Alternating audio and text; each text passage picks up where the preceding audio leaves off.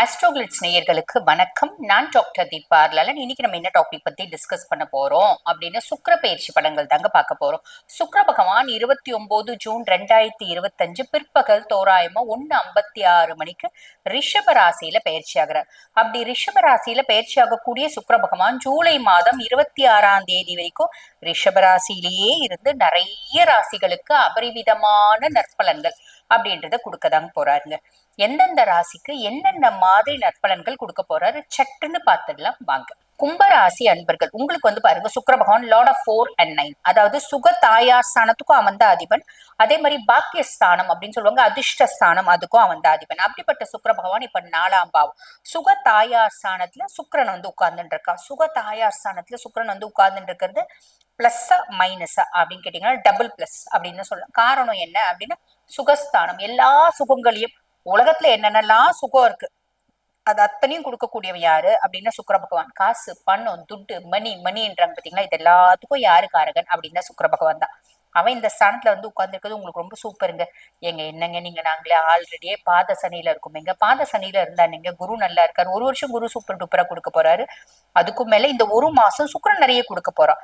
அப்ப உங்களுக்கு பாருங்க, ஒரு உதாரணத்துக்கு எனக்கு தெரிஞ்ச உதாரணம் சொல்றேன்.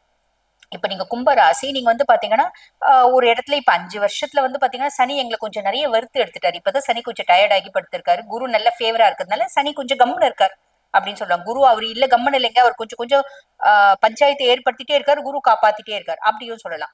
இப்ப நான் பாருங்க, இப்ப இந்த 5 வருஷத்துல நான் ஃபர்ஸ்ட் ஒரு கம்ஃபர்டான வேலை செஞ்சிருந்தேங்க. இந்த 5 வருஷத்துல நான் தெரியாம என்ன பண்ணிட்டேன், வேலையை மாத்தலான்னு போயிட்டு பிள்ளையார குடிக்க போய் குரங்கா மாறிடுச்சுங்க. நான் பிள்ளையார தான் பிடிக்கணும்னு போனேன், அது என்னன்னா குரங்கா மாறிடுச்சு. அந்த மாதிரி வேலையை மாத்தினங்க, மாட்டிக்கினேன். வேற இடத்துல வேலையும் கிடைக்க மாட்டேங்குது. வீட்டாண்ட இருந்து 1 மணி நேரம் போய் டிராவல் பண்ணிட்டு போற மாதிரி இருக்கு. அதே மாதிரி அங்கேயும் என்ன பயங்கர ஒர்க் லோட் ஜாஸ்தி இருக்கு, நிம்மதியும் இல்லை அப்படின்னு கஷ்டப்படுறவங்களுக்கு எப்படி வரும் அப்படின்னா, இப்ப நீங்க ஒரு இடத்துக்கு அப்ளை பண்ணிக்கிங்கன்னா அந்த வேலை கிடைச்சிடும். அந்த வேலை வீட்டுல இருந்து பக்கத்துலயே இருக்க மாதிரி இருக்கும். நம்ம ரொம்ப ஈஸியா டிராவல் பண்ணிட்டு போயிட்டு வரலாம். அங்கேயும் பெரிய லெவல்ல வேலை அப்படின்றது இல்ல. அங்க முன்ன செஞ்சுட்டு இருந்த இடத்துல ஹையர் அபிஷியல்ஸ்னோட ஒரு ப்ரெஷர் இருக்குன்னா இங்க அந்த ப்ரெஷரும் இல்லை. அப்ப ஏதோ ஒரு விதத்துல எனக்கு கம்ஃபர்ட்டா இருக்கு, எனக்கு எல்லா சுகங்களும் இருக்க மாதிரி இருக்கு, எல்லா விதத்திலயும் பெஸ்டா இருக்கு, எல்லா விதத்திலயும் நல்லா இருக்கு, பாதசனியில இருக்கிற மாதிரியே எனக்கு தெரியலைங்க அப்படின்ற மாதிரி இது எனக்கு தெரிஞ்ச இந்த எக்ஸாம்பிள். இந்த மாதிரி நீங்க உங்களுக்கு சுத்தி இருக்க விஷயங்களை நீங்க போட்டு பார்க்கும்போது எல்லாத்துலயும் ஒரு பெஸ்ட் பெட்டர்மெண்ட், ஓகேப்பா சூப்பரா இருக்கு அப்படின்றத சுக்கிரன் இந்த ஒரு மாசம் சாலிடா கொடுப்போம். புரியுதுங்களா? அதுக்கு மேல ஒரு வருஷம் குரு கொடுக்க போறாரு, அது வேற. சோ இது பாருங்க ஒரு பெரிய பிளஸ். அதே மாதிரி அம்மானோட ஒரு தயவு அப்படின்றது கிடைச்சிடும். அதாவது அம்மானோட ஒரு சப்போர்ட், அம்மானோட சப்போர்ட் பாருங்க, பிசிக்கலி, மென்டலி, மோரலி, எக்கனாமிக்கலி எங்க அம்மானோட சப்போர்ட் கிடைச்சிச்சு. 5 வருஷம் ஆச்சுப்பா எங்க அம்மா கிட்ட பேசி, 10 வருஷம் ஆச்சுப்பா எங்க அம்மா கிட்ட பேசி. எங்க அம்மாக்கு 4 வருஷமா உடம்பு சரியில்லை, அதனால எங்க அம்மானோட சப்போர்ட் இல்லை. எங்க அம்மா எங்க அண்ணன் வீட்டுக்கு போயிட்டாங்க, அதனால அம்மானோட சப்போர்ட் இல்லை. இப்படி எத்தனையோ காரணம் இருக்கலாம் அம்மானோட சப்போர்ட்டுக்கு. நான் எங்க அம்மா பேச்சை கேட்காம கல்யாணம் பண்ணிக்கினேன், அதனால எங்க அம்மானோட சப்போர்ட் இல்லை. இப்படி எந்த காரணத்தினால அம்மானோட சப்போர்ட் போயிருந்தாலும் இந்த ஒரு மாசம் அம்மானோட சப்போர்ட் சாலிடா கிடைச்சிடும், கவலைப்பட வேண்டாம். சரிங்க. அப்ப கும்பம் எப்படி இருக்கு? சூப்பரா இருக்கு, கவலைப்பட வேண்டாம். சரிங்க. பரிகாரம்னு ஏதாவது இருக்கா? பொதுவாவே பாருங்க, இந்த 2.5 வருஷத்துக்குமான பரிகாரம் என்ன அப்படின்னா, ஒரு 2-3 முறையாவது கும்பகோணத்துக்கு பக்கத்துல இருக்க ஆதி கும்பேஸ்வரர் ஆலயம் போயிட்டு கும்பேஸ்வரரை ஒரு முறை வழிபாடு பண்ணிட்டு வாங்க, நிறைய நல்லது நடக்கும். கும்பமா இருக்கீங்களா, கும்பேஸ்வரை போய் வழிபாடு பண்ணுங்க. நீங்க கும்ப ராசியா இருந்தாலும் சரி, கும்ப லக்னமா இருந்தா கூட நீங்க வழிபாடு பண்ணுங்க, நிறைய நல்லது நடக்கும். ஓகேங்களா? அதுக்கடுத்து இந்த ஒரு மாசத்துக்கு ஏதாவது பரிகாரம் இருக்கு. அது என்ன அப்படின்னா, இந்த 2 கையில பச்சரிசி எடுத்துக்கோங்க. அரிசி, பச்சரிசி. பச்சரிசினும் போதே ஃபர்ஸ்ட் அரிசினும் போதே முதல்ல நிறைய பேர் என்ன கேட்க ஆரம்பிச்சிட்டாங்கன்னா, நேர்ல வரும்போது நாங்க சொல்லுவோம் பச்சரிசியா புழுங்கரிசியா அப்படின்னு முதல்ல கேட்பாங்க.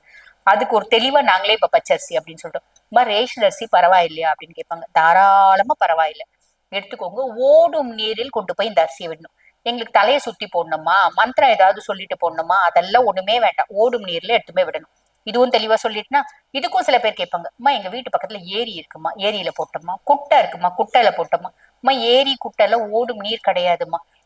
எங்க வீட்டு பக்கத்துல ஆறே ஓடுது, ஆனா ஆத்துல தண்ணி இல்ல, நாங்க என்ன பண்ணிட்டோம், கடல்ல கொண்டு போய் போடுங்க. இது என்ன பண்ணும், நிறைய நல்லதை செய்யும். அதுக்கும் மேல சுக்கிரன் கொடுக்கக்கூடிய நற்பலன்களை அதிகமாக்கி கொடுக்கும். கவலைப்படாதீங்க. இப்ப இந்த பதிவை பார்த்துட்டு இருக்கோங்க, எங்களோட சுய ஜாதகத்தை நாங்க பரிசீலனை பண்ணிக்கணும் அப்படின்னா, நான் பேசிட்டு இருக்கும் போது எங்களோட வாட்ஸ்அப் நம்பர் கொடுத்துருப்பாங்க, 9994366666.